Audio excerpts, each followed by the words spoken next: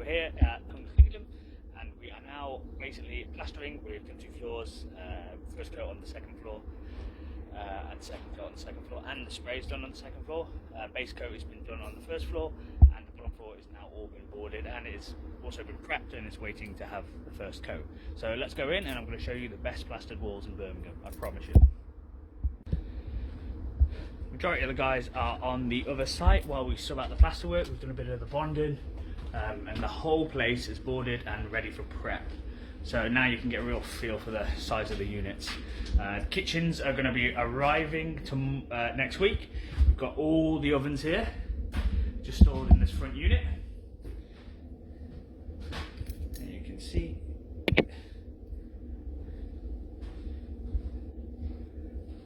everything is ready. It's all sitting pretty. Give you a feel of the ensuite Hagley. They're going to be not much like, you can see bathrooms will start to go in not next week but the week after, and that's all cylinders firing to get this one done. And we'll just have the sparks over at the other side. So these are the fire lobbies, because we have to make a sterile staircase, because the kitchens previously that were in this room, they had that horrible contraption in the hallway and I didn't like it, so I opted to make the rooms smaller and have the lobbies in the rooms rather than have it in the hallway. So it meant smaller rooms, but I think overall the aesthetics of the building are a lot better. And there we've got a glorious window with trickle vents. Absolutely marvellous. Ventilation is always important when you've got a kitchen in a unit. So this is the first time on any site we doing plaster spraying rather than multi-finish. So I'm going to show you the various stages. So this is obviously stage 1, the boarding, isn't it, where before it gets prepped. I'm not going to go back there because all it is small boards. Now they've got the fans on because they're drying the plaster. This is the first coat that's on these walls, so it's been prepped and you've got the first coat. This is what it looks like. You can still see the joins. It's a very, very thin coat, and that's what makes it more cost effective. And the great thing that it's already white, so that means you don't have the odd multi-finish grey plaster that you see behind the kitchens where we can't paint because we've tiled it up. Great big window, lots of light. The amazing thing, this is drying so much quicker than multi-finish because of the thinner layers. That in itself makes us save more money.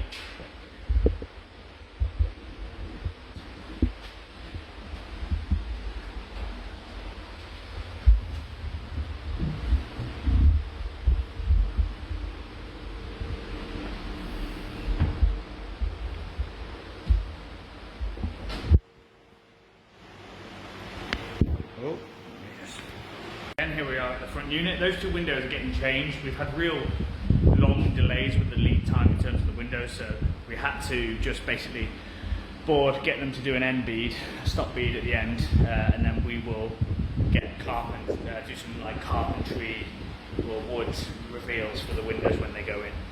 But we'll get it looking spickety-span as we always do. For those of you who have asked, because a lot of people have, this is the stuff that they use, Al Secco. So it's not the Knuff spray plaster. The machine that the gentleman is using cost him £4 so it's not cheap. This is what he called speed skimming, and then they sand the walls when they dry down. So that is the equipment that they use. There are lots of questions on that.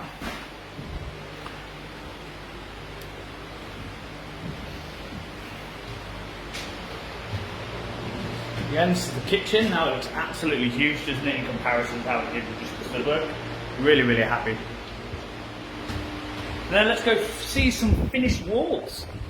So top floor, this is ready for kitchens and bathrooms now, but I've committed to the stage on the barewood job, so this is how good of a guy I am. At the expense of my own job, I'm doing the clients. So really I should have everyone over here smashing the kitchens and bathrooms out, but I've got them doing the works over there, because I'm a fucking good guy. Lovely bright room. So, admittedly, Like my guys are really, really good at the structural stuff and the boarding, but the more sort of like intricate decorating, they didn't really have the patience for, and it required, so when they plastered, we had to do quite a bit of decorating and making good, and that cost a lot of money, but with the people who plaster all the time, they're very good at the art and it's very quick, so there's no sort of making good because it's already good. Like, look at it. I know I'm showing you just a white wall here, but it's amazing! Look, there's no pot marks or anything. It's good. It's good. It's so good, I'm on the verge of, because normally we say no to doing clients' homes because the finish isn't what you'd expect from someone's home. It's very much HMO and I was happy with that. But with this, because it's cost effective and the finish, I may start doing people's homes, but we'll see, We've got to see what the decorating's like first. I do this all the time, I count my chickens before they hatch. I've got to see the finish before I start booking jobs in, on the back of this. You can see this bespoke banister here. Built for all time, not just our time. That will of course get changed. One bloody regret that I have is not putting Veluxes in there. Like what a wasted decision. Now this room's a bit dark. It'll be okay with the light, but I could have made this really lovely for the unit and it'll still rain. So a bit of a mistake there. I'm not going to scrimp on windows in the future. If it needs one, it needs one.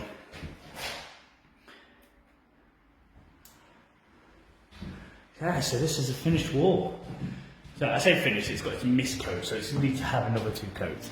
So look, check that, check how many plasterboards we had to pack that out with. The reason why is because the walls were so far out, we needed 4 this side for it to match it this side, where we used 2. Because it's an old house, things have moved. To make it plumb, that's what we needed to do. This is going to be a kitchen. We're going to have the kitchen along there. And then they're going to walk into their unit and be like, ah, look at all this living space. Isn't it marvellous? And you see, look, just one Velux lets in way more light than everywhere else. Let me show you the roof as well, now that we're here. So this is the area. And look at the glorious roof. Isn't it lovely? Oh, that's naughty. Shouldn't really be a flue there right next to my window, but never mind, I won't be petty.